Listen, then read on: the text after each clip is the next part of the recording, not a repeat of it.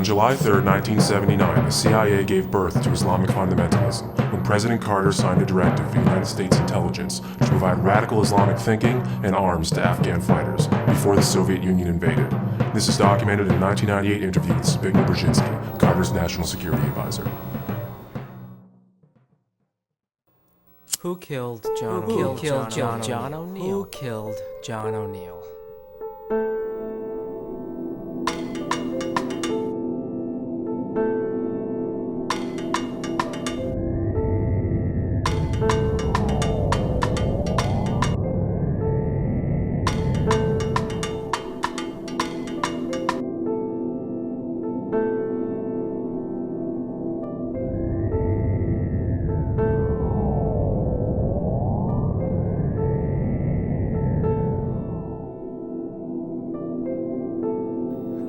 I haven't slept in a month. I don't eat. I don't shower. I don't shave. I don't see anybody. I don't talk. I can't remember the last time I spoke to anyone or even left my. I don't do anything but think.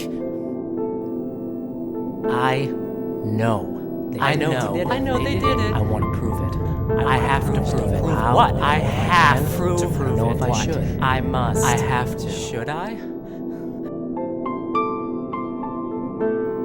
Council on Foreign Relations, the Trilateral Commission, Bilderberg Group, the CIA, Kissinger, Brzezinski, everybody. Everybody's in. Why don't more people know about figure out the puzzle? Why don't they care?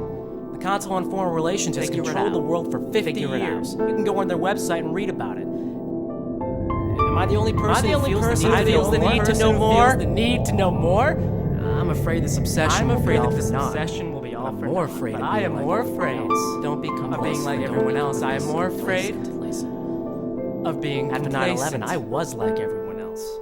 Flag-waving patriot. I thought Al-Qaeda did it too. I thought we should bomb the Arabs straight back to the fucking Stone Age, just like everybody else. Bomb them straight to hell. Then I read about John O'Neill.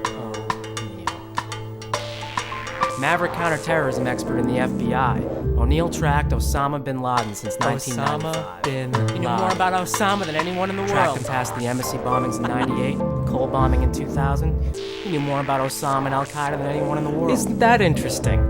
Then O'Neill, he got into some trouble. His investigations into terrorism were blocked from up on high. Blocked by whom? In the summer of 2001, he resigned as deputy director of the FBI. At the same time, he was publicly opposed to the anti-terrorism policies of President George W. Bush. On September 10th, 2001, he started his new job with a company called Kroll Asociates as head of security at the World Trade Center. A day later, he was dead, a victim of the September 11th terrorist attacks. The World Trade Center. Come on! The FBI's top counterterrorism expert, who after chasing Bin Laden for 6 years just happened to take a job in the private sector. He's murdered in an internationally televised terrorist attack, blamed on his arch nemesis. Killed by his arch nemesis. How ironic. Coincidence? Fate? Or conspiracy? Conspiracy. Why did O'Neill start working at the World Trade Center? Why were his investigations into Al-Qaeda stopped? Who arranged for him to get his new ill-fated job? I know the answers to these questions now. None of them have anything to do with Osama Bin Laden. The more you look at the whole and not just the pieces, you don't know anything. The more you understand what really happened. John O'Neill is the key. Look into John O'Neill. Kroll Associates, Brian Jenkins, Jerome Howard. Look for John O'Neill. He's the key. Michael Cherkasky. You ever looked into the LAPD? Why don't you go back to the end? Robert Mueller. John O'Neill's investigations officer. See what cases they found. Bureau of Investigation. Go back and look at Robert Mueller. Go back and look at CIA. Bratton. John Miller. World Trade Center building number 7. Guess where they found out that Osama wanted to World Trade Center building number 7. You want to know where that came from? 126. John Miller. It was a federal bunker office. Guess who? Of all the federal agents. John O'Neill. Great friends. Guess who? Jerome Howard. Brian Jerome Howard. William Bratton. Jerome Howard. Everybody have the guy who got John O'Neill his job at the World Trade Center. You'll know everything.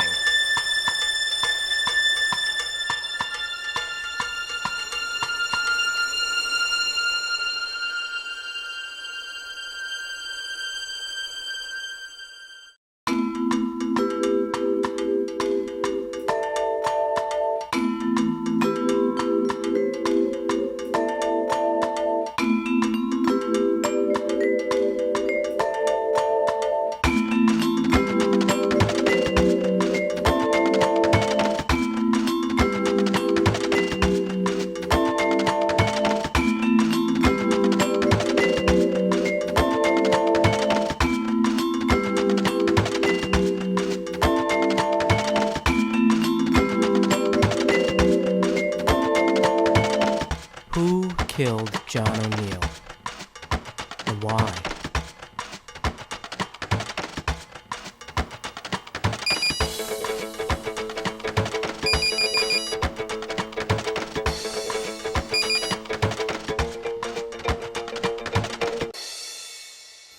That's a very good question.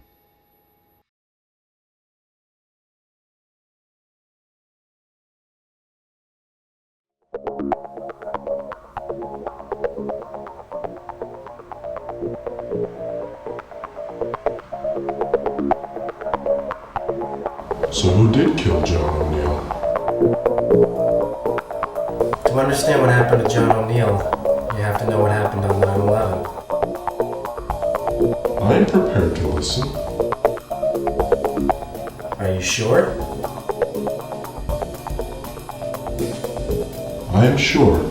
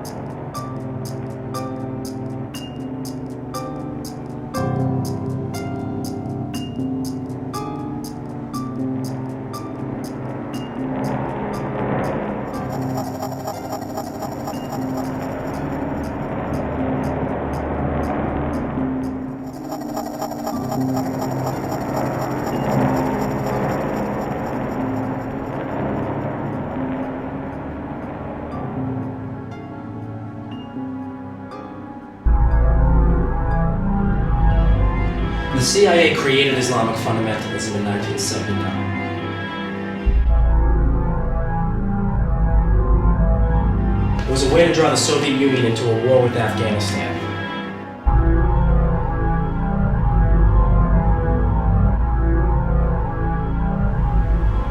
It gave the Soviets their Vietnam War. It destroyed their economy and dispelled support of communism. It was a smart thing to do, wasn't it? Well, not without a price. See, during the war, the US, UK, and Pakistan all supported groups of Arab fighters known as the Mujahideen. Two of the freedom fighters were Ramzi Youssef and Osama Bin Laden. Books printed by the University of Nebraska and paid for by the US Department of Education taught the Mujahideen radical theories of Islam and treated them to math problems and literature exercises riddled with allusions to guns, bombs, tanks, just overall general killing. You know, they trained them to be violent, and then they wonder why they become terrorists. It would seem that creating a radical branch of Islam pales in comparison to ending the Cold War. It would seem that way, yes. But after the Soviets withdrew, the Mujahideen were left without political support in a war-torn, impoverished, and socially unstable nation state. So they started a second resistance movement, this time aimed toward the United States. And the primary group formed at this time, in the late 80s, was Al-Qaeda. Al-Qaeda was an intelligence operation from its start, straight up to now. That's a very dangerous thing to say. Even though it's true. See, from its inception, Al-Qaeda has been trained, funded, armed, and supported by the Pakistani intelligence agency, the ISI. The ISI, by its own disclosure, is an arm of the American CIA. It's a very ominous association in light of what happened on 9/11. It's not the first time it came back to bite us in the ass. Iran-Contra, the Sandinistas in Nicaragua. I mean, there are plenty of others that haven't been as widely reported as that one. Iran-Contra is not a far cry from the CIA's involvement with Al-Qaeda. You're right. And Iran-Contra channeled money to states already considered terrorist nations like Iran, Iraq, Libya, Lebanon. And as the other half of the handshake, trillions of dollars in illegal narcotics have made their way into this country from the Middle East, the Far East, and Latin America. It shows a pattern of fraud and complicity by the US government to promote instability abroad to further their domestic agenda. And it goes a long way to explain its governance of the ISI and Al-Qaeda. It is frightening how tightly ISI and Al-Qaeda fit together, isn't it? It's more frightening how often the major media typically ignore it. The media seem too busy trying to scare us all into submission. Yeah. By aiding the government and covering up the truth and thereby giving credence to the bogus official story. Where is ISI in the official story? The official story of 9/11 implicates a man named Omar Sheikh Saeed as the paymaster for lead hijacker Mohammed Atta, and a man named Khalid Shaikh Mohammed as the operational mastermind behind the attacks. Both men are well-known ISI agents. How do I know the name Saeed? Well, probably because he's one of the most infamous terrorists known to man. You may know him by another name, too, because he has about a half dozen aliases. But his big claim to fame is his conviction for the kidnapping and murder of Wall Street Journal reporter Daniel Pearl in February of 2002. Daniel Pearl was killed by an ISI agent? By the very man the government claims assisted in the 9/11 attacks. Pearl was on his way to meet Saeed when he disappeared. Saeed, using one of his aliases, knew that Pearl was investigating ISI ties to Al-Qaeda and 9/11. I thought Pearl was killed because he was Jewish. But it's far more likely he was killed by a high-ranking ISI agent to make sure he didn't print in a major US newspaper ISI's connections to Al-Qaeda. Because that in turn would implicate the CIA. Well, think about it. If Al-Qaeda is funded by the ISI, and the ISI is funded by the CIA, 2 plus 2 is 4. What I am saying is, even though it's virtually impossible to believe the official story of 9/11, on the off chance it is true, the CIA, and therefore this government, is guilty of negligence for continuing to function as a liaison between Pakistan and Al-Qaeda. So no matter what happened, if it was them, if it was us, if it was anybody, the CIA is guilty anyway? It sounds like you just want the CIA to be guilty. He's on to us. He's CIA. Get off the phone. Okay? You are putting this whole thing in jeopardy, man. Okay, you were talking on an open line to someone you don't know, and you were telling him everything. Okay, so just put it in your head. Keep it in your head. Right up here. Just talk to me. Don't talk to him. Talk to me. Sound good? What are you doing here? What am I? I am here to keep you from making a huge mistake, okay? In a post-9/11 world, you cannot trust anybody, especially knowing what you and I know. I understand. Okay, good. I understand that. Hey, wait, no. Okay, no. It's okay. You understand. Let's go pack a bag. Get your stuff, and let's get out of here. We can still get out of here if we do. No. What? I'm not going anywhere. Okay. CIA hit squads. Okay, CIA hit squads they're coming up the stairs. Oh, there are plenty of people. Whole hits, AK-47s and black vests Yes, man, you know they're coming. Black helicopters outside. Oh, they're coming. They're coming. They're gonna take us to an underground bunker somewhere and tie car batteries to our nuts. There is no one coming up here. Oh, God. Oh, God. Oh, God, I told you. I told you were gonna get us killed, and now you did it. Okay? Shut up. Oh, look at the birds. Oh, there's a conch shell. Oh. So nice. I can put it up in my ear, I can hear the ocean. Open up. You're under arrest. Under arrest for what?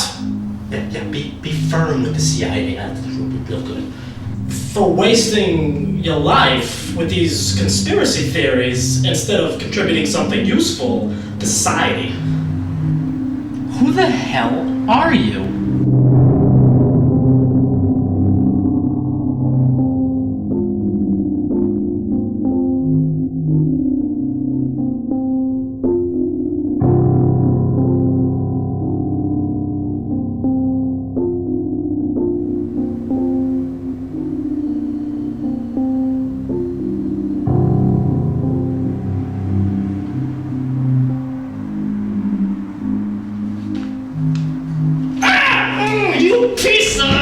I'm the guy that's gonna knock some sense into you two. You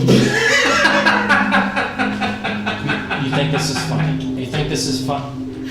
Oh, I swear to God I'm gonna kill you, anybody who looks like you. And you. Ooh, I'm the CIA. Nobody likes this. I'm sorry. This guy so much. I wish that he were dead. Do you see? This is what you do. See? This is what you do. Are you proud of yourself? Well, what's the matter? Now you can't take a joke? I was on the phone. Okay? First, he bothered me, now you're interrupting. It's a good thing I did, too. Keep you from running your mouth over the phone about things you can't prove and have no business even speculating about. What are you talking about? I'm talking about what you've been doing this whole time. He is a traitor. He is not a traitor. Be gone with thee! Hang up that phone. I hate him, but he's right. I'm doing you a favor. All of this, it's a waste of time. We have put everything into this wall, okay? And you've warped your minds into believing you have the truth. We've cast significant doubt on the official version of 9/11. No amount of skepticism. So then what do you suggest we do? Don't ask advice of this scoundrel here. He's in with them. Them? Answer my question. You know exactly what we should do. Give up. Get washed up. Shower. Shave. Let's go get laid. Let's do what everyone else has done in this country. Let's move on with our lives. You are a stupid, ridiculous little man. Move on, knowing what we know? As usual, you've missed my point, psycho. We only know 3 things about 9/11. 3 planes crashed, 3 buildings collapsed, and damage was done to the Pentagon. Everything else is just wild conjecture, and therefore doesn't matter. That is exactly why further investigation is required. Required by us? Why? Because it is our duty. Your duty, maybe. Not mine. Unless we're all in this together, we will fail. Convince me then. Why should I care what happened on 9/11? Why is it my duty to know what really happened? September 11th was the most absurd day of all time. I've often thought that. The masses were inundated with hordes of information, all of it pointing to this shadowy terrorist network and its maniacal supervillain Osama Bin Laden. Within hours, it seemed as if the government had solved the crime without even gathering any evidence. It did seem a bit forced, I'll grant you. Oh, preach on, brother phone man! Yeah!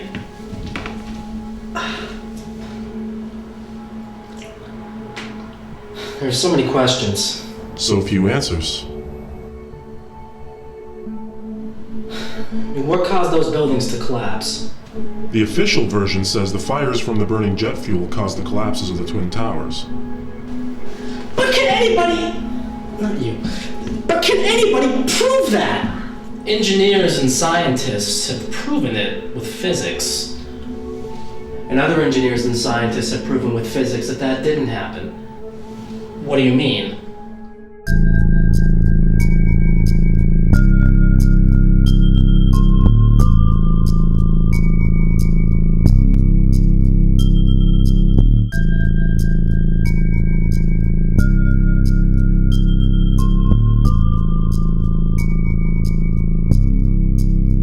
Engineers from MIT, from NJIT, from the American Society of Civil Engineers all say the buildings collapsed from the fire.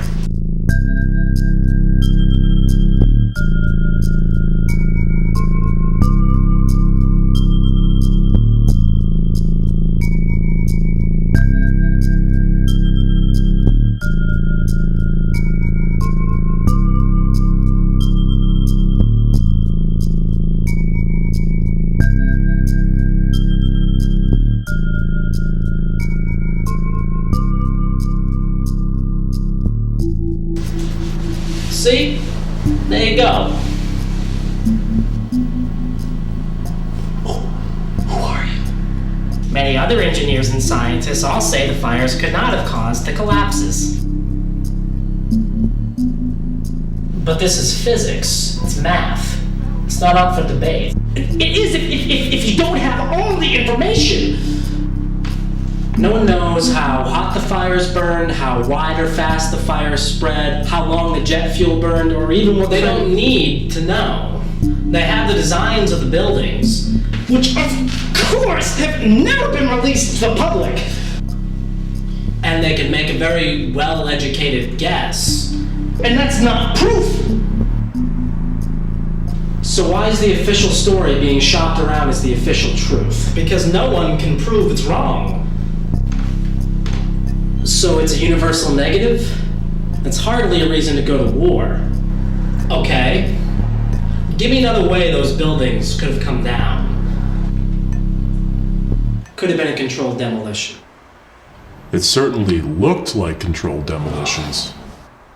And if you look at some angles of replays of the Twin Towers falling, you can actually see squibs where explosive charges are going off.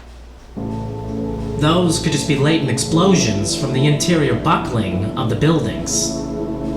The point is, it can't be proven with physics. You know, one person can argue and prove mathematically that one thing happened, while another person can argue and prove the exact opposite. Without the basic tools needed for understanding what was happening inside each building, it is impossible to prove anything. And with absolutely no proof, this government's reaction to 9/11 has essentially been one huge, gigantic hate crime against Muslims. That's because it was first a hate crime against us. Go back to Skull and Bones, you neocon, Republican, Nazi, fascist, Zionist, Satanist piece of shit. Shut up, both of you, okay? Focus. There's one anomaly I've yet to mention here. Which is? Never in the history of construction has a single skyscraper ever collapsed due to fire. Never? Not once. So 9/11 was an historic day for controlled demolitions experts. Now you don't even need the explosives. You can just crash a plane right into the building and let the collapse take care of itself. You're right. It's a bit convenient that 3 buildings fell from fire on the same day when it had never happened before in history. Which brings me to Building 7. For reasons that have never adequately been explained, World Trade Center Building Number 7 collapsed at 5 p.m. that afternoon. Something's always bothered me about that. It was the strangest thing, and no one ever talks about it. Building 7 was not hit by a plane. But there were fires raging on floors 8, 11, 12, 13, and 18. Those floors in order were the American Express Bank, the Securities and Exchange Commission, Standard Chartered Bank, and Citigroup. Those are 4 financial institutions. Is that a coincidence? There's no such thing as a coincidence. So what? So all the floors on fire had to do with money. Big deal. No, that building also had the offices of the Secret Service and the IRS and the clandestine home to the New York branch of the CIA. I mean, imagine what kind of, incriminating evidence went down in those buildings. Incriminating? How? That branch of the CIA was the headquarters for the joint FBI-CIA investigation into Al-Qaeda. Standard Chartered Bank was used by Omar Sheikh Saeed to wire $100,000 to hijacker Mohammed Atta. Those offices of the SEC were ground zero for preemptive investigation into pre-9/11 insider trading. Oh, and you think they didn't recover all that information? According to officials from the SEC, most of those cases were either scrapped or postponed for a great length of time. Okay. So what about the investigation into Al-Qaeda?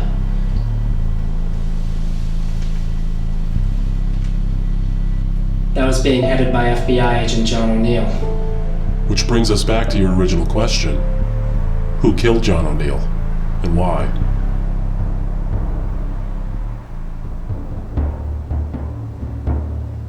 I can't answer that yet.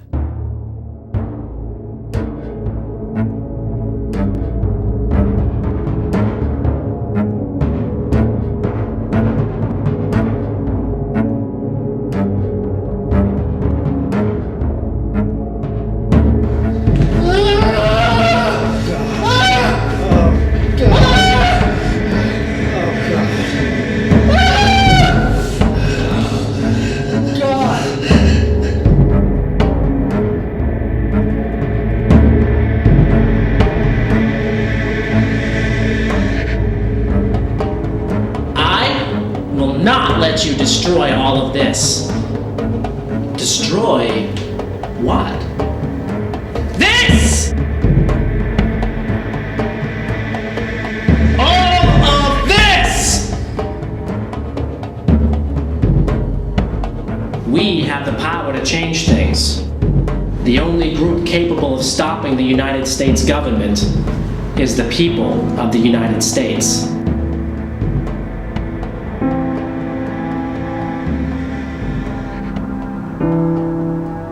There are several reasons 9/11 was allowed to happen. Allowed to happen by whom? By our government. Why would the United States government allow the 9/11 attacks to occur? It is the oldest trick in the book. You hit your own headquarters, blame it on someone else, and then start a war with the people you framed. Problem, reaction, solution! Problem. Radical Islamic groups have attacked the United States and claim they want to destroy all Western civilization. Reaction! War must be waged against those you have framed, and security must be expanded at home. Solution? No more terrorist attacks. Very informative. I can play along too. I can. Wait, I've got one. Wait. Problem. You're both pissing me off. Reaction. I hate you. Solution. Go fuck yourselves. This wasn't the first time it happened. Give me an example.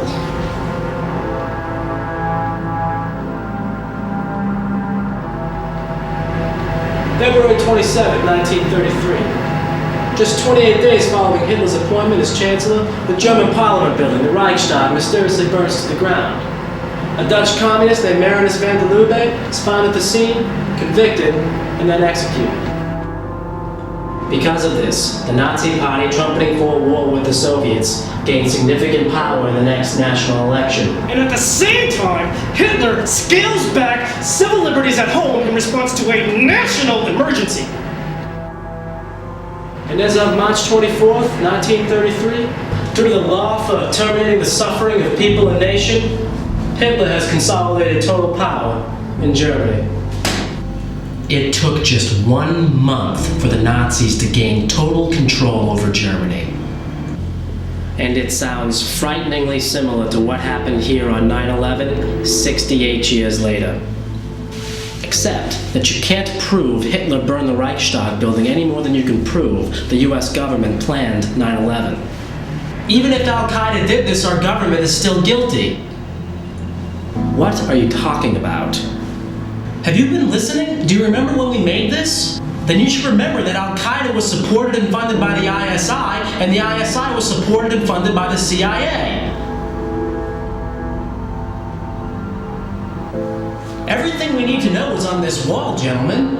Don't tell me you forgot what got us into this in the first place. That's it.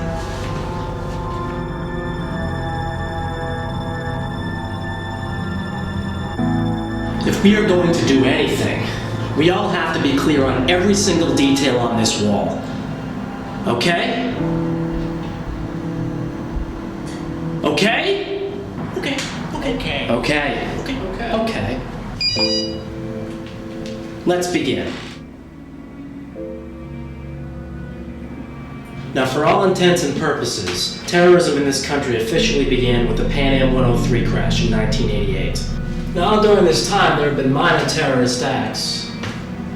Small bombings, kidnappings, but not the big stuff, okay? So today, we're only going to discuss when the mother lode arrived on our soil.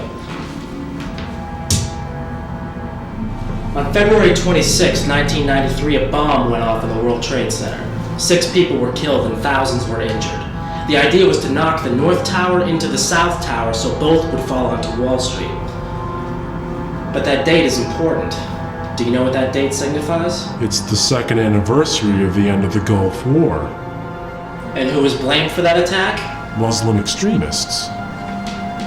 Ramzi Youssef, Muslim extremist. Former Mujahideen fighter Ramzi Youssef entered the country on an Iraqi passport.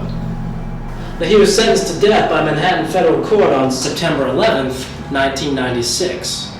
Are we beginning to see a pattern here? These Arabs sure have an affinity for anniversaries. Someone sure does. Now, what is their obsession with the World Trade Center? Well, you'll remember that we were all told that the World Trade Center was a target for terrorism because of one reason. It was the home base of the US economy. But then we're told at the same time that the terrorists targeted us because of our values, because of our freedoms. So why bomb the World Trade Center when structures like the Statue of Liberty or the Washington Monument are far brighter beacons of freedom? Why indeed? I warrant that the first World Trade Center attack was a staged event, a psyop, its sole purpose being to shine a light on the World Trade Center towers, to convince people that they were future targets of terrorism. I do recall all of the counterterrorism pundits after 9/11 saying, quote, Al-Qaeda always wanted to finish the job. Oh, I'll get to the counter-terrorists in a little bit, but your point is well taken. But wait, how do we know that the 93 bombing wasn't Al-Qaeda? Like everything, we don't exactly know, but in hindsight it makes the most sense. And here's why. After 93, a series of terrorist attacks plagued the US. As we move through this, you will begin to understand how specific agendas within specific parts of government, media, and industry have created a propaganda campaign to wage war, with 9/11 as the prime selling point. There was the OKC bombing in 95, the embassy bombings in Africa in 1998, the USS Cole in 2000 in Yemen, and then, of course, there was 9/11. There's an anomaly in there. All the attacks you just mentioned were blamed on Al-Qaeda, except for OKC. However, there is a connection. Timothy McVeigh's lawyer claims that he and Terry Nichols were not the only 2 people who planned the OKC bombing. He contends that Nichols made several trips to the Philippines in the years before the bombings and met with Ramzi Youssef. McVeigh served in the Gulf War, and Youssef entered the country with an Iraqi passport. Coincidence? Conspiracy! McVeigh and Nichols both visited al-Qaeda training camps in the Philippines after the Gulf War. Now at McVeigh's trial, significant evidence came out that either al-Qaeda, Iraqi intelligence, or both assisted in the OKC bombings. And more importantly, hundreds of thousands of documents were withheld by the FBI from McVeigh's attorneys. The director of the FBI at that time was Louis Freeh. Now, no one knows what these documents contain, but they very well could have had evidence that McVeigh, Nichols, and other conspirators planned the OKC bombing. See, that doesn't make any sense. Why wouldn't the government want to blame al-Qaeda for OKC? Because it wasn't 9/11. Neither was the first World Trade Center bombing. You have to realize that the planning for 9/11 was years in advance, maybe even decades. All the terrorist activity leading up to it, they're just little side notes, little warnings of what was to come. So OKC is part of a larger plan. Exactly. All part of the same PSYOP. What's a PSYOP? A PSYOP is a clandestine intelligence operation. Okay, they are used to shift people's perceptions to a predefined agenda. PSYOPs are used in conjunction with more overt actions called military ops. So PSYOPs are conducted by taking an already established belief and then creating something false around that to take advantage of it. So you can see how easily a PSYOP could have been created surrounding 9/11. You begin by teaching Muslims a new version of Islam, full of violence and extremist beliefs. This sets up one part of the PSYOP, the patsies. Then, over the years, you slowly mold the patsies into a fully functioning military operation. Guns, bombs, tanks, the works. Now, the patsies hate you, but they have no idea that you are the one supporting them, because you use an intermediary, someone they believe is on their side. And at the same time, well, you have your thumb on the patsies, right? You filter out information to the public that the patsies are the ones planning the attacks. So when the attacks happen, it is so easy to convince the public the patsies are at fault.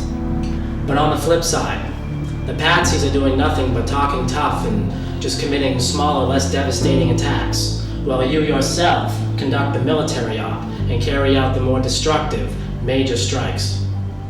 So with carefully executed planning and initiatives in place to keep it all secret, you have all the makings for a military intelligence PSYOP on 9/11. And OKC fits in how? Al-Qaeda is not the only enemy in this war on terror. Ever since this country's inception, a much larger, deeper, darker threat has existed against the powers that be. Dissent. Oklahoma City, it shone a light on militia groups and cults that were bent on dismantling the U.S. government, typically through military action. It convinced the public that anyone who wanted to take down the U.S. government was as crazy as Timothy McVeigh. Or Kaczynski. The media rarely offers a favorable view of dissent. Only the people who want to destroy the world are ever covered. So just like the WTO convention, the protests in Seattle in '99, OKC discredited any movement questioning the federal government. Anyone questioning the real motives behind 9/11 would automatically be grouped in with people like McVeigh and Nichols, just by association and without even saying a word. So OKC was blamed on domestic terrorists as a means of stomping down dissent in this country. All in preparation for 9/11. So who was running the PSYOP? Have you ever heard of a company called Kroll Asociates? The name sounds familiar. Oh, I guarantee you have seen Kroll on television. They are champions of counterterrorism. This is where the counter-terrorists come in? Maybe they didn't run the PSYOP, but they sure as hell did cover it up. My friend, Kroll is bigger than you could possibly imagine.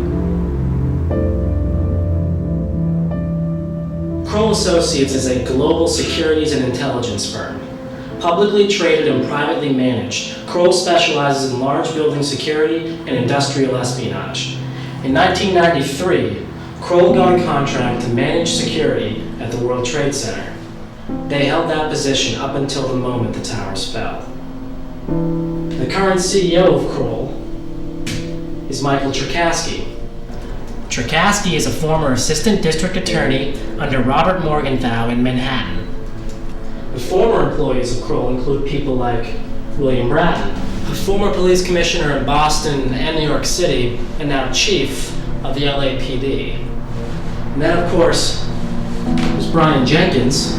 Based out of Los Angeles, Jenkins is the country's foremost expert on aviation terrorism. Now working for the powerful think tank, the RAND Corporation, out of Los Angeles, Jenkins is a noted counterterrorism pundit and appears on many talk shows and news magazines. And lest we forget, Jerome Hauer. Jerome Hauer, the go-to guy for bioterrorism. In an investigation of 9/11, Hauer's name comes up more than anybody else's. As a managing director of Kroll in New York City, Hauer was responsible for doing security at the World Trade Center. Jerome Hauer is also the guy that got John O'Neill his job as head security at the World Trade Center. Yes, he did. Just prior to this, Jerome Hauer was Rudy Giuliani's right-hand man in New York, where he headed up the Office of Emergency Management, OEM, FEMA, in New York City. And it was by Jerome Hauer's suggestion that Mayor Giuliani constructed what became known as the Federal Bunker Offices in World Trade Center Building Number 7. Fireproof, bomb-proof, bulletproof, these OEM offices were basically Giuliani's headquarters in New York City. Until WTC-7 collapsed on 9/11. That is incredible. Besides just these jobs, Hauer has been the #1 bioterrorism expert in the whole world. He is a well-known advisor to the Council on Foreign Relations, formerly worked for the National Institute of Health, and is currently the head of the Office of Public Health Preparedness. And on the morning of 9/11, just as the attacks were happening, Hauer instructed the entire White House staff to go on Cipro, the anti-anthrax drug. Now, how did he know anthrax was going to become an issue? Well, as fate would have it, Hauer worked in 1999 with Stephen Hatfield, the prime suspect in the anthrax attacks at the Scientific Applications International Corporation, the SAIC. This company, the SAIC, was awarded a huge biodefense contract after 9/11. Hatfield, a well-known friend of Jerome Hauer, was working on the military-grade anthrax program at U.S. AMRID, Fort Detrick, Maryland. And Battelle. Don't forget Battelle. A chemicals company with long-standing ties to the CIA. Hauer was well aware of the U.S. AMRID project in Maryland. So is Hauer CIA? Kroll is CIA! Come on! We don't know that. Oh, yes we do. Yes we do. I mean, their intelligence not just gonna come right out and say it, but you know what they do. You know what they do. Oh, you know it. They are private intelligence! A managing director there has said, quote, Kroll is like a private CIA. He knows what's going on. He knows what's going on. And there are other companies like Kroll as well. There's T&M Protection, run by Robert Tucker. Tucker met with O'Neill and Hauer the night before 9/11. They had drinks at Elaine's. There's Strang Hayes Consulting. There's Wackenhut Corporation. Then there's CTC International. The Cohen Group. And then there's Strategic, formerly called Securicom. Strategic also had a contract to do security at the World Trade Center. Securicom also had security contracts with Dulles International Airport and United Airlines. And remember, United had 2 planes crash on 9/11. And one of those planes came from Dulles. Now, an interesting note about Securicom is that from 1993 to 2000, one of its principal shareholders was a man by the name of Marvin Bush! Marvin Bush. Marvin Bush. The president's younger brother. That's an interesting connection. But not necessarily indicative of anything. It's 6 degrees of separation. Bushy jumping brother doing security at the World Trade Center is something that needs to be seriously investigated! By that rationale, we could have known a guy who knew a guy who worked with a guy who stood in the same street corner as Jerome Hauer, and therefore we're guilty. We are saying it's guilt by association, which maybe we shouldn't do. You can't discount Kroll's connection to all of this! No, I can't. And I won't.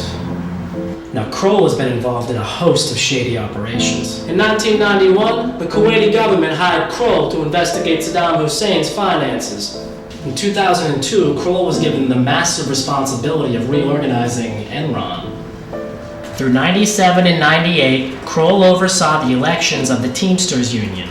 And just following 9/11, Kroll was tapped by the LAPD to monitor all counterterrorism efforts in Los Angeles. Kroll really gets around.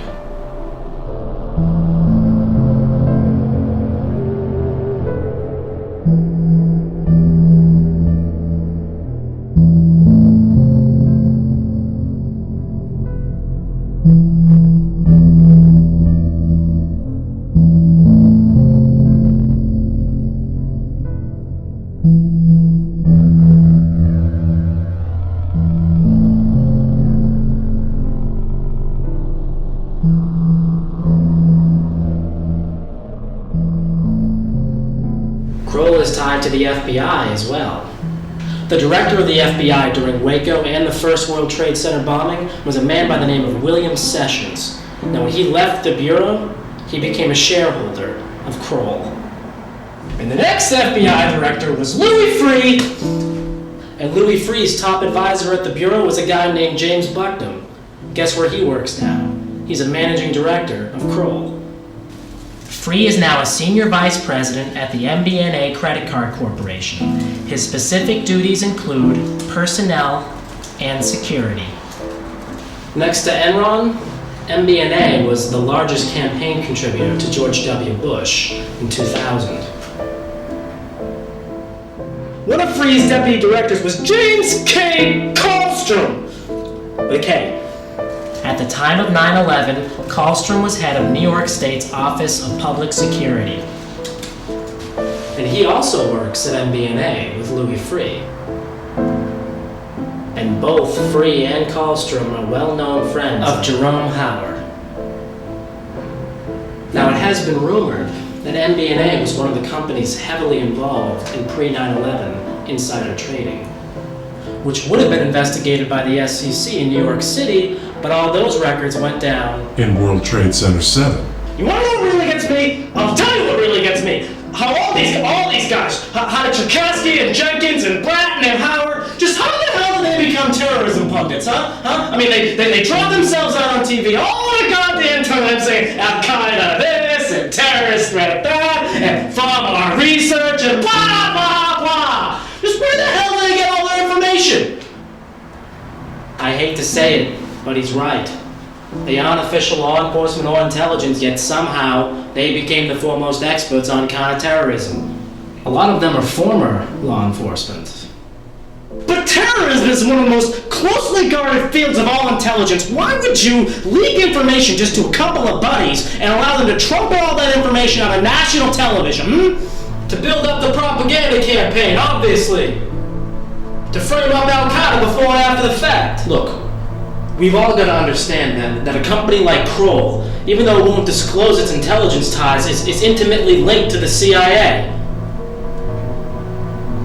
But if we're saying that the CIA runs domestic terrorism operations, we are saying Kroll does as well.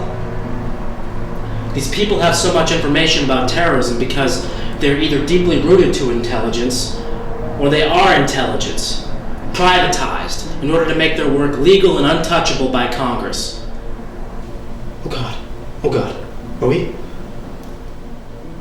are we saying that the people who run counterterrorism may very well be the terrorists themselves?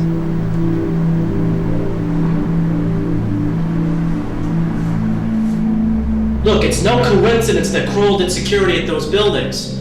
And it's no secret that Kroll employees have more inside knowledge about terrorism than even the FBI and the CIA do. They are inexplicably in a position to get inside information, even from people like John O'Neill. Then they come out and they warn the country, or they tell everybody how the whole terrorist outfit works. They are well-placed operatives working a specific agenda to frame the patsies. And what do they say? To frame someone, you have to know the real details of the crime? Kroll is our suspect number one. No one had more means, motive, or opportunity to commit this attack. You can't be serious. What you're saying is suicide. You do not go out and publicly accuse a company like Kroll Associates of being a publicly traded terrorism company, okay? These people profit from insider knowledge of coming terrorist attacks. They don't disclose their credentials or their contacts. They merely claim they are experts from Kroll, and that's supposed to mean they are trustworthy. We need to stick to what we can prove here. All of this is just blatant speculation and can discredit this entire thing. Unless it's true. This is not how you run an investigation. You do not just dream up a hypothesis and then change the evidence to make it come true. You follow your leads. Which led to Kroll! But not to this wild theory. I'm sure that these counter-terrorists are involved somehow. But there is no proof whatsoever that they took part in any of the attacks or even had any foreknowledge. So does that mean we just forget about it? Move on to the next topic? No. It means we don't get sidetracked. We can't just go flapping our lips about any old theory that we want to. So then how does Kroll get their information? How do these guys, of all people, know information that even our paid law enforcement and intelligence officials don't know? I mean, how does one become a terrorism expert anyway? You already have your answer.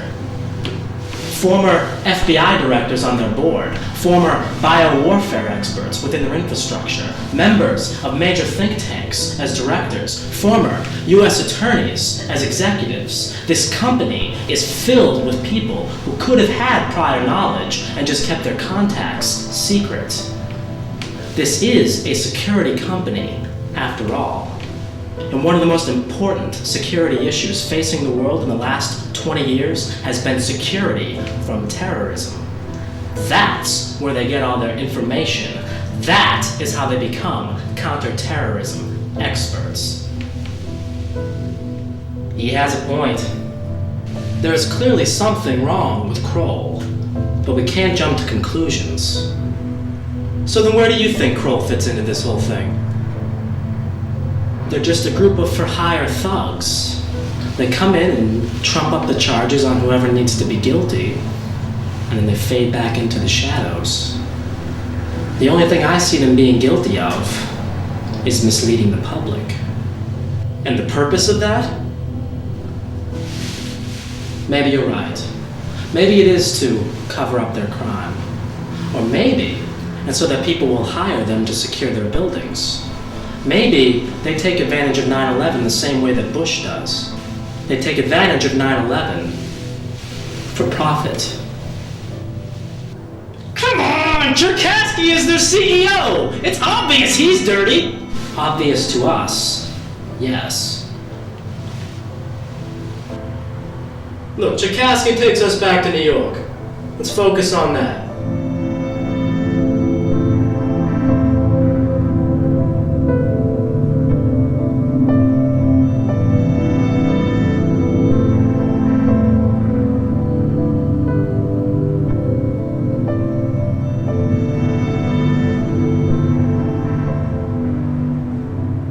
How much do you know about the U.S. Attorney's Office in the Southern District of Manhattan? Not that much, although I'm sure they've been involved with the most high-profile cases in this country's history.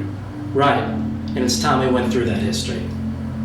Louis Freeh spent his entire career in law enforcement in New York City before becoming FBI director. And from 1981 to 1991, Freeh worked as a U.S. attorney in the Southern District of of New York City.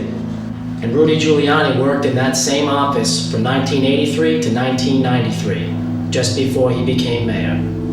And do not forget, don't you dare forget, that Cherkasky, the current CEO of Kroll, okay? The Kroll guy, he was in New York too at the same time. He was doing all the prosecutions too. You know it. Make sure you tell him that. But Noriega, Gotti, and the BCCI have one very special thing in common. What's that? They were all key players in the global drug trade. I figured drugs would make their way into this story. Make their way? My friend, drugs are at its core.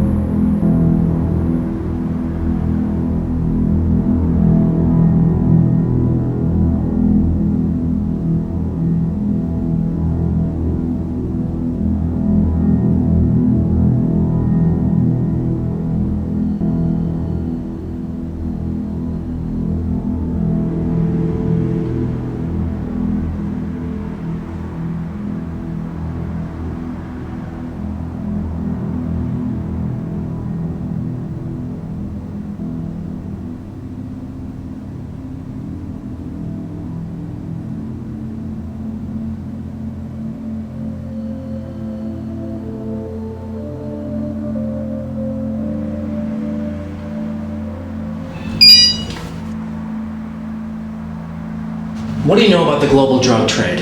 Only what I read in the papers. Then you know nothing. This is covered with even less honesty in the mainstream press than 9/11 is. I've always assumed intelligence was involved. As usual, your assumption would be correct. The war between the Soviets and the Afghans ended in 1979. Meanwhile, the drug trade from Latin America was heating up, with significant assistance from the CIA. It started big time with the formation of the Medellin drug cartel in Colombia in 1978. Founded by Carlos Leader, the Ochoa brothers, and Pablo Escobar, the Medellin cartel operated by manufacturing the coca plant into cocaine and shipping it to the U.S. The collaboration began when Leader purchased an island in the Bahamas Where corporate tax and banking laws are extremely lenient. and used that land as a jumping off point to launder the money taken in by the drug sales. The Bahamas is home to thousands of tax-exempt corporations. Including companies owned and managed by American International Group, AIG. The largest insurance company in the world and the sixth largest corporation in the world. One of AIG's companies in the Bahamas is named after a woman called Coral Talavera. And who is she? She's Carlos Leader's wife. She is the head of an AIG branch in San Francisco. I don't understand. Isn't Carlos Leader in prison? Not anymore. Carlos Leader was extradited from Colombia to the United States for trial in 1987. A year later, he was convicted and sentenced to life plus 135 years for drug trafficking and murder. While he was in prison, Carlos Leader struck a deal with the United States. Take down the cartel, and he would be granted freedom. Along the way, he implicated and then testified against Manuel Noriega, Panamanian dictator and middleman for the Medellin cartel. Noriega was captured through an invasion of Panama in 1989 under the first President Bush. He was convicted of drug running, racketeering, and money laundering in 1992. And Leader? According to the official U.S. record, whereabouts unknown. See, there's one thing that ties all these points together. The cartel, AIG, the CIA, the Contras, Noriega. One thing connects them all. The BCCI. The Bank of Credit and Commerce International, or for our discussion today, the granddaddy of all money laundering scams. The BCCI was, and remains, the largest instance of fraud and bankruptcy in global history. Located out of Abu Dhabi, the BCCI operated without fail throughout the 70s and 80s as a money laundering and investment finance bank. This is documented in the investigation by Morgenthau and Cherkasky in New York, but also by the investigation in the United States Senate, which was headed by Senator John Kerry. Financial ties can be made between the BCCI and Manuel Noriega through his facilitation of the drug trade. By 1992, the BCCI was broke and busted up by U.S. authorities. However, one point about this rarely mentioned case is that a principal shareholder of the BCCI, right, is a guy named Khalid bin Mahfouz. Khalid bin Mahfouz. A Saudi financier and investment banker, whose other claim to fame is his dubious investment in a company called Harkin in the late 80s. Harkin? Isn't that one of George W. Bush's companies? The man with a 20% stake in the largest money laundering operation the world has ever seen saved our president's business career. Khalid bin Mahfouz has also been implicated as one of many very prominent Saudis who has funneled money to Osama Bin Laden. That would make President Bush someone who has done business with a known terrorist! Bin Mahfouz. Regardless, the drug trade is going to escalate in the 1980s. And why wouldn't it? Reagan is your president, and Bush is your VP. Okay, the greatest drug smuggler in the history of drug smuggling was a guy named Barry Seal. Barry Seal, okay? He was an admitted CIA agent, okay? He was contracted at least as back as like the early 60s. In the early 60s, Barry Seal is living in New Orleans, where he joins a Civil Air Patrol unit, whose captain is an eccentric fellow by the name of David Ferry. Joe Pesci from JFK? Ferry was, by all indications, a conspirator in the JFK assassination. And another member of the Civil Air Patrol unit is Lee Harvey Oswald. So the drug trade is somehow tied to the JFK assassination? Seemingly. But the connections don't stop there. Barry Seal was a pilot, a great pilot by all accounts. Now everyone assumes that David Ferry was a getaway pilot for the assassins in Dallas, so it's possible to presume that Barry Seal was one as well. In late 1963, Seal is seen in a picture with Frank Sturgis and Felix Rodriguez. Sturgis was indicted and convicted as one of the 5 Watergate burglars. He testified in court that his handler on that assignment was E. Howard Hunt. Hunt, you remember, worked in the Nixon White House. Now, the Rockefeller Commission, investigating illegal acts by the CIA in the 70s, regarded both Hunt and Frank Sturgis as possible conspirators in the JFK assassination. What is Barry Seal doing in a photograph with a possible JFK assassin? But it's the other man in the Seal photograph who has a more ominous distinction. Felix Rodriguez was a Cuban refugee.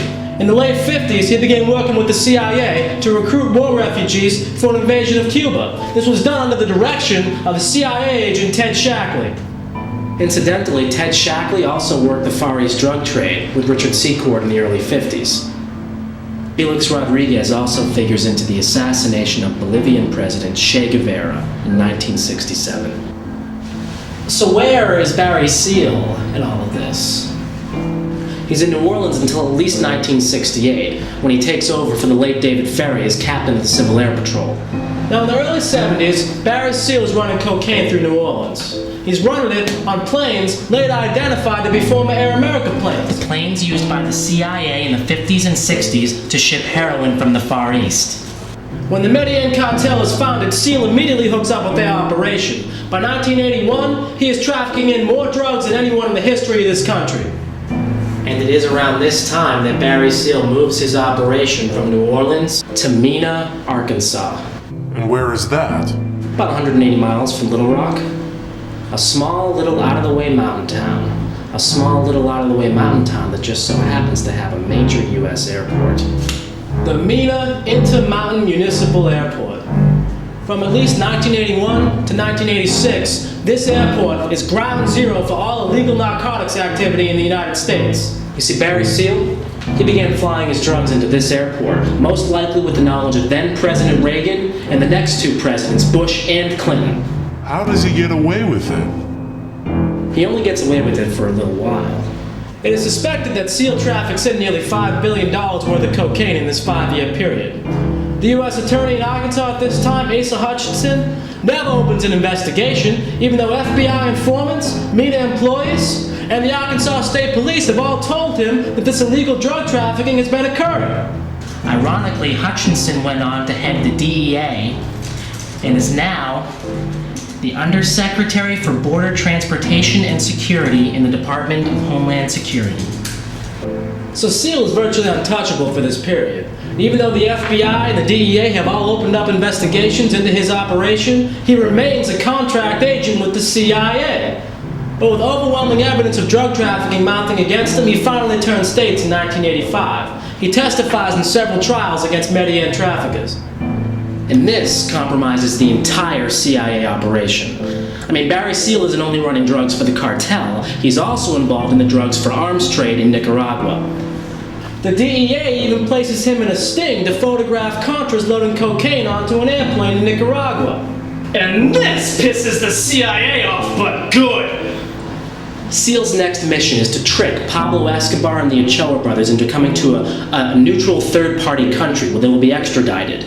I mean, he's about to take down the entire Medellin cartel. But then news of Seal's cooperation with the DEA became leaked to the national media. He has to be called back in midair from his task to meet with the Ochoa brothers and Pablo Escobar. And who is responsible for this press leak? Admittedly, it is none other than Oliver North, the primary figurehead in the Iran-Contra scandal. Barry Seal is later gunned down in Baton Rouge, assassinated by the Medellin cartel. It is rumored that on his dead body is the personal private phone number of George H.W. Bush. The MENA operation, it's already in jeopardy, but it becomes a major problem when one of Seal's former planes is shot down by Sandinistas later on in 1986. The only survivor of the crash is a man named Eugene Hassenfuss, and he claims he is running cocaine for the CIA. The plane can be tracked back to MENA, so for the time being, the MENA operation is close to being exposed. No president has ever spoken directly about the events in Mena, Arkansas. However, Governor Clinton, just when he was rising from obscurity to become president, made his only public comments about the massive drug operation being conducted right in his own backyard. In 1991, Clinton referred to the Arkansas State Police investigation of MENA and the drug trafficking thereof as having linkages to the federal government, and includes all kinds of questions whether he, meaning Seal, had any links to the CIA, and if that backed into the Iran-Contra deal. The war on drugs, it's just a war against the inner cities. The wealthy line their pockets with all the illegal drug money, drugs that they bring into the country themselves, and they peddle it off to the poor people in the ghettos.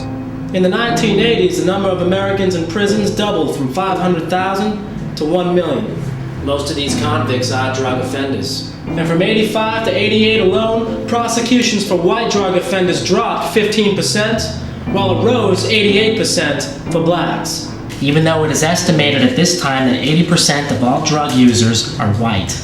Now, ironically, one of the security companies linked to the CIA, Wackenhut Corporation, owns and maintains its own private prisons here in the U.S. It is another form of government-sponsored terrorism. Poverty, violence, death, these all stem from drug abuse. Think about prohibition. The government lifted the ban on alcohol because the social ills of alcohol abuse weren't nearly as bad as the violence that came along with the criminal importation of alcohol. So why not legalize all drugs? Surely there would be more drug addiction, more drug-related death, but there would be far less violence associated with the illegal sale of narcotics. And which is the lesser of two evils? The CIA has destroyed the inner cities of this country, destroyed millions of lives at a profit. I'll give you one guess as to the primary bank used for laundering the money from the global drug trade. The BCCI.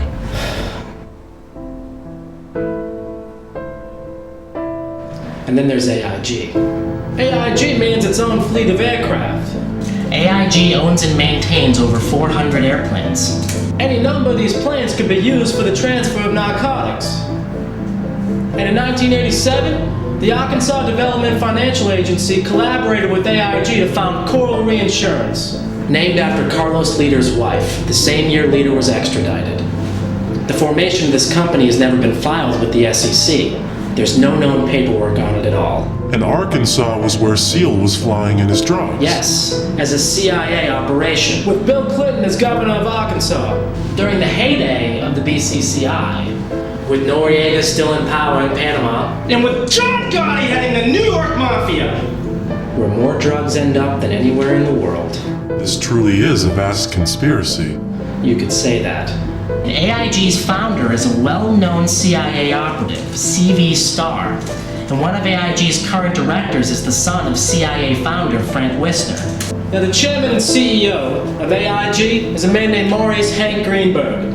Now, he's formerly the head of the New York Stock Exchange and the Federal Reserve. Not only that, in 1995, his name was floated by all people, Jay Rockefeller, to be head of the CIA. Instead, Bill Clinton appointed John Deutsch, who had been a director of the SAIC, the technology and biodefense company formerly advised by Jerome Howard and Stephen Hatfield.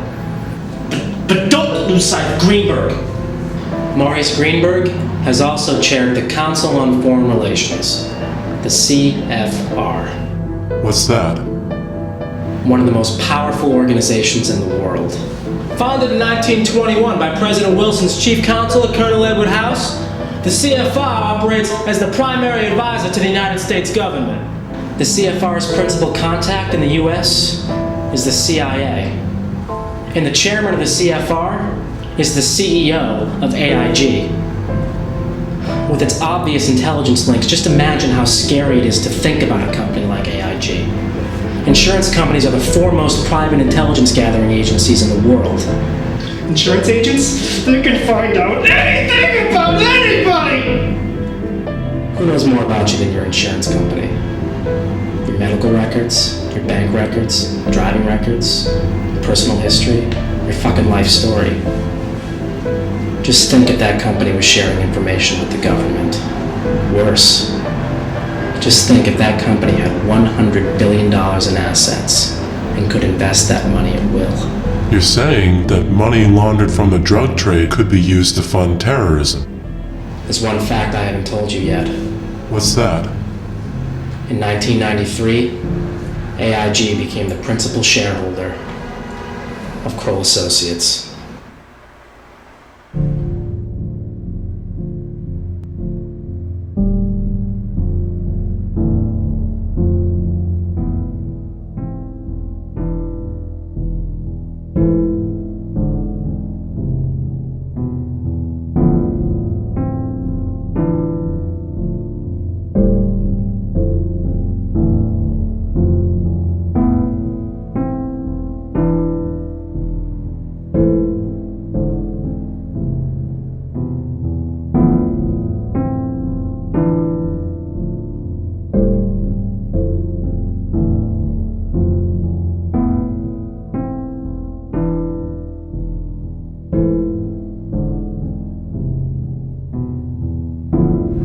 I don't want to break up the beauty of our collective silence here, but I don't know about any of you. I got a hard time believing all this crap. All of what? The CIA runs the global drug trade. For what purpose? And what does it have to do with 9/11? 70% of the world's opium is produced in Afghanistan. Think about that for a second. The CIA has run heroin and cocaine for 50 years. They had a military presence in Afghanistan in the 80s, and they created the Mujahideen. And you think all that is related? After the fall of the CIA in the 70s, and with the near disastrous Iran-Contra and MENA exposures, the intelligence community, it had to realize that its facilitation of the drug trade, if revealed to the public, could prove fatal to any and all future endeavors. So if you're the CIA, you might get a little smarter about it. With MENA, the CIA had no cover story, no backup plan. Instead, the entire operation was nearly outed, and the whole global drug trade almost became public knowledge. You have to move the MENA operation.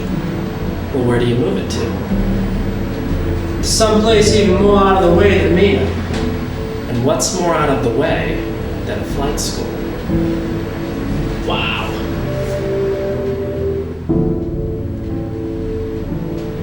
Where did Mohammed Atta get his flight training? Hoffman Aviation School in Venice, Florida. There are over 200 flight schools in Florida. Why did the hijackers just happen to choose Huffman? Huffman Aviation is authorized by the INS to issue these very popular vocational student visas to foreigners. These allow people to enter the country legally and without much paperwork. Mohammed Atta had one of these visas. Guess who gave it to him? It's Rudy Deckers, CEO of Huffman Aviation. And there is overwhelming evidence that Rudy Deckers works for the CIA. Why would a CIA agent run a flight school? On July 5th, 2000, the DEA discovered over 30 pounds of heroin on a plane owned by Wally Hilliard. And who is he? He is the owner of Huffman Aviation. The same Huffman Aviation which in the 1990s induced hundreds of Arab students to come and train at their school by issuing these highly coveted visas.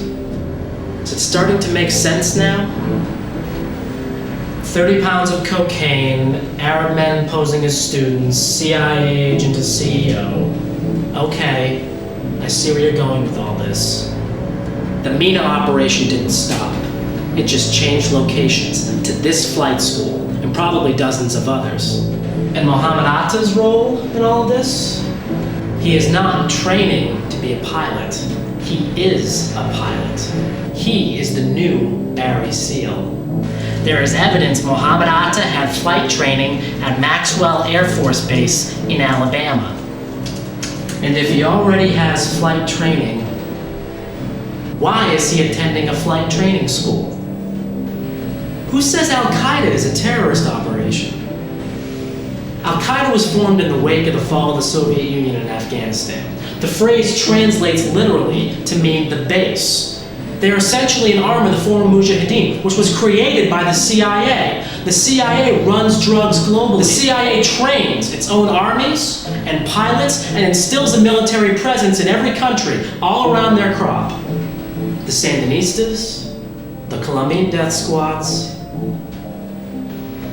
and now Al-Qaeda. If you're pushing 70% of the world's heroin out of one country, and something goes wrong and the operation becomes public, you need a backup plan. Al-Qaeda isn't involved in terrorism. They're just framed up as terrorists to hide their true nature. They are a drug cartel, plain and simple. All that video they show of Osama firing his machine gun and training all those people, he's not training terrorists. He's training soldiers. Soldiers to guard the heroin trade. When 9/11 happens and Al-Qaeda is pinned for the crime, no one cares at all about the heroin smuggling. Because drug smuggling means nothing to people who have just watched the World Trade Center explode. Alright, but you're still missing a major point here, okay? How could Al-Qaeda smuggle all this heroin out of Afghanistan when the Taliban abolished all poppy farming in 1999? The Taliban did this? Says who? You're saying they didn't? I know the US claims they did, but if the Taliban did this, tell me, how did they make $40 million off of taxes from opium farmers in 2000? So what are you saying?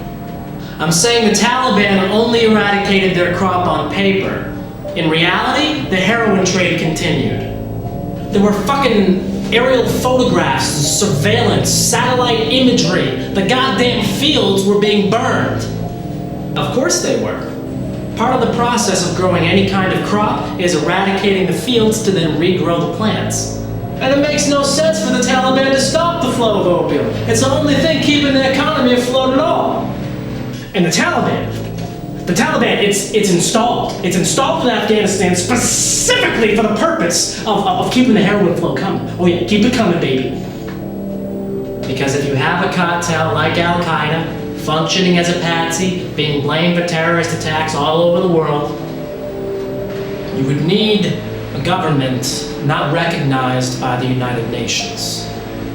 That way, you couldn't invade and you couldn't extradite any of the terrorists. And the heroin trade goes on without missing a beat. So what you are saying, let me get this straight.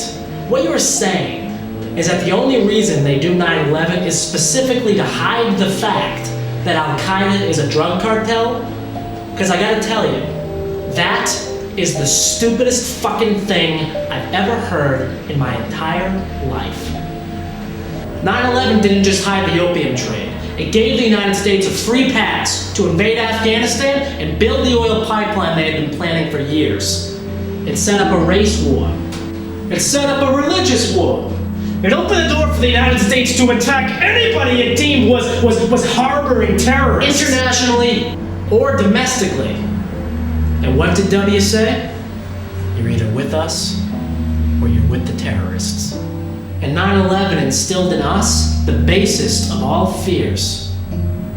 Any time, any day, any place, an airplane, tall building, subway, shopping mall, grocery store, local newsstand, chemical, biological, nuclear, doesn't matter. 9/11 could happen again. And guess what? It will happen again. It's inevitable. This is a lifelong battle. In this corner, you have the United States, the shining example of freedom, peace, and goodwill. And in the other corner, you have Al-Qaeda, dirty, bearded, hate-mongering terrorists. The whole thing's a setup. It's a show. It's theater. It distracts all of us from what's really going on. The systematic destruction of national sovereignty all across the world. That is preposterous. What's easier to believe? When Al-Qaeda is a vicious terrorist organization bent on annihilating all freedom and peace in the world? Or it's a cartel whose sole purpose is to ensure the safety of the heroin trade out of the Middle East? That is a real tough one. I'm gonna go with option A. They are Islamic fundamentalists. They flew fucking planes into the World fucking Trade Center, okay? They killed some 3,000 infidels along with themselves because Allah told them it was a smart thing to do. If I were to tell you that a man habitually does cocaine, frequents strip clubs and escort services, would you believe he were A, a drug runner, or B, an Islamic fundamentalist? That's obvious. What is your fucking point? The man I am referring to is Mohammed Atta.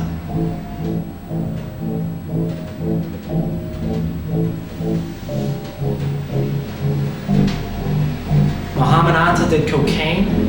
Mohammed Atta was seen doing cocaine several times before 9/11. And what's more, Atta isn't seen doing this all by himself. Often, Rudy Deckers is with him, the guy who runs the flight school.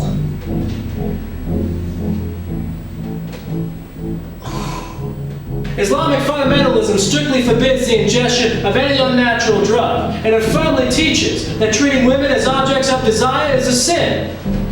So if Mohammed Atta is already committing sins, he ain't going to paradise to see Allah, that's for sure. So why would he then take his own life in a terrorist attack?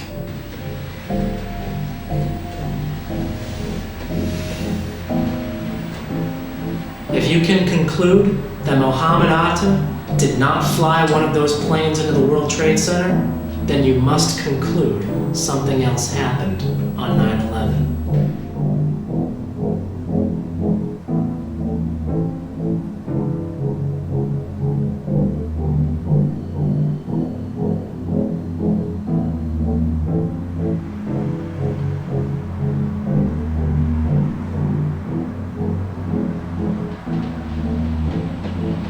You're right.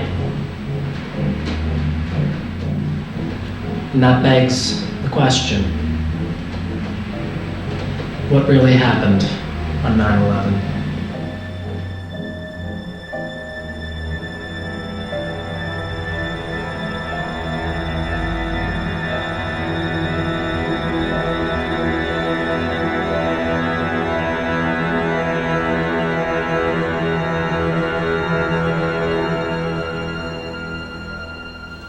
War and drugs are the biggest businesses in the world. They are tools to amass the greatest fear and exercise the mightiest control. Control over the mind. They waved the flag of war, proposing to wield the ultimate power in places afar, using 9/11 as a fucking bargaining chip.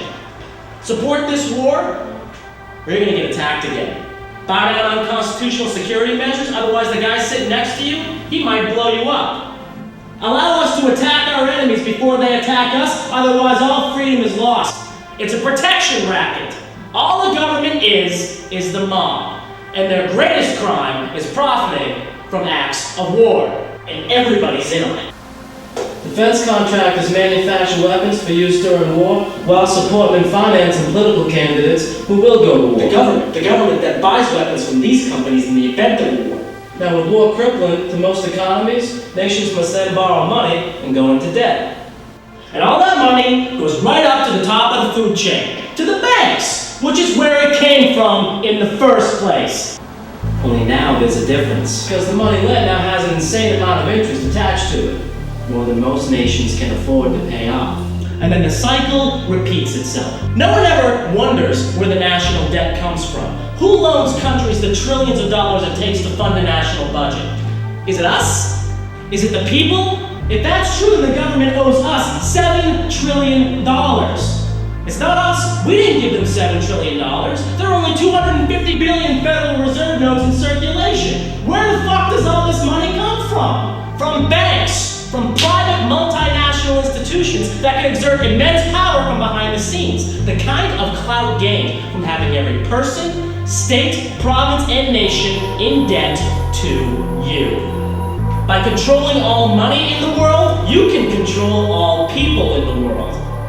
And the more war there is, the more money there is. Boeing, Raytheon, Lockheed Martin, the SAIC, Carlyle Group, the list goes on. Every single one of these companies makes its living off of the misery of others, and to them, it's just business as usual. These companies even arm our enemies before we fight them. They can even control people with the threat of war, and when a tragedy strikes, when the nation is in mourning, when we are at our most vulnerable state, what do they tell us to do? Shop. They tell us to spend money. Trying to make a quick buck off of grieving people. It's not capitalism, it's not consumerism, it's not even corporatism. You know what it is? It is corporate fundamentalism. All these people know how to do is bring everything to market. The banks, the corporations, the government, the elite. They use poverty to marginalize the rest of the world. The upper 1%. When they tell us there are minorities, Blacks, Latinos, Asians.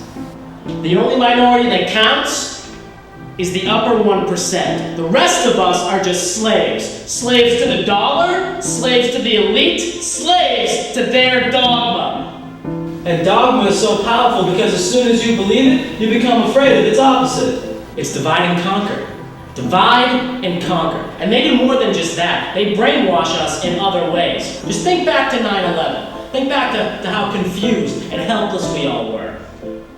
Over and over and over and over, the TV just kept showing the replays. The towers kept falling.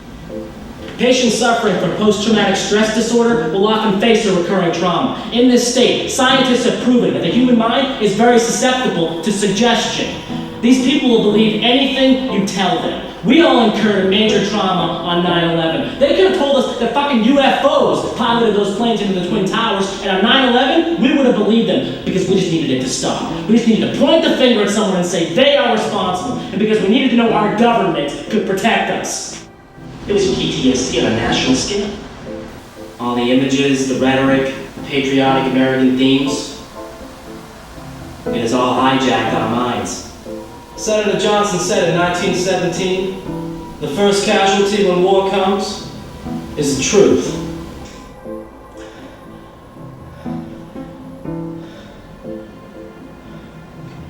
And what are we going to do about that?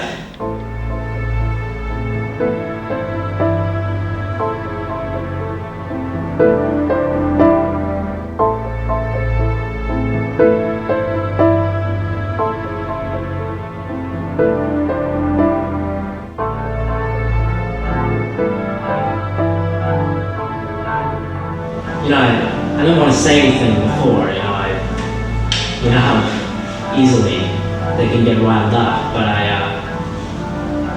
wanted to tell you, and I think what you've done here, it's very courageous. You do, yes, I do. I mean, you've challenged something which has already become official history. I mean, you've done all your research. You've gotten all your facts straight. I mean, you've done something here which could persuade nearly anyone 9/11 was an inside job. But it's not enough. You gotta understand something. I believe everything you've said here. I do. But there's not a damn thing you can do to stop it. You are just one man. You're fighting a machine that has been running almost on autopilot for thousands of years. How do you plan on killing it? People will believe. People want to believe. Doesn't mean they will. We've got to make them believe. But what do you propose to do? And do you plan to revolt? How do you plan on doing that? We must do something. I agree. But what? There are plenty of things we could do. Like what? But what I understand, and you've done a pretty good job of hammering this home, the beast has been alive forever. No one's been able to stop it so far. What makes you think you are the one who will succeed?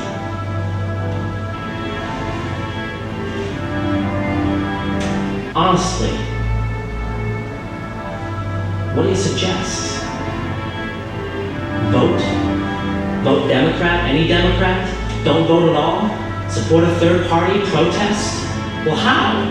Petition the government? Write your congressman? Form an assembly outside the Capitol? Rally the troops? Tell your friends? Support a conspiracy theory? Any conspiracy theory, so long as it proves your point? Well, what then? What do people do? Shout to the heavens? March on Washington? Armed insurrection? To the death? Give me liberty or give me death! You're serious, aren't you? You're willing to die for this. Well, guess what? You might just get your wish. What do you mean? Take a look at yourself. You haven't slept or eaten in months. You're weak, disoriented, exhausted. What the fuck did you think was gonna happen? It was only a matter of time. But for what?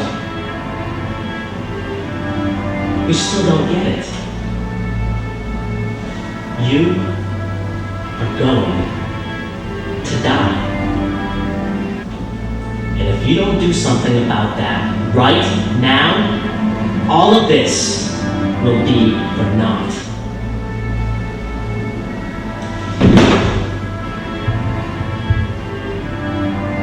We must do something.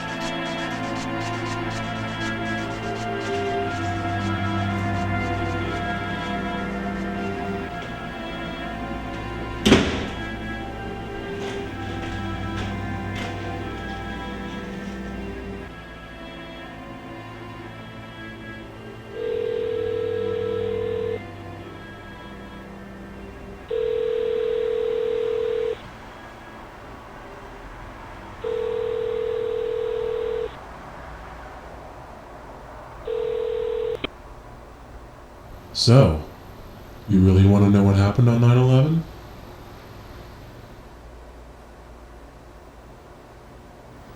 I am prepared to listen.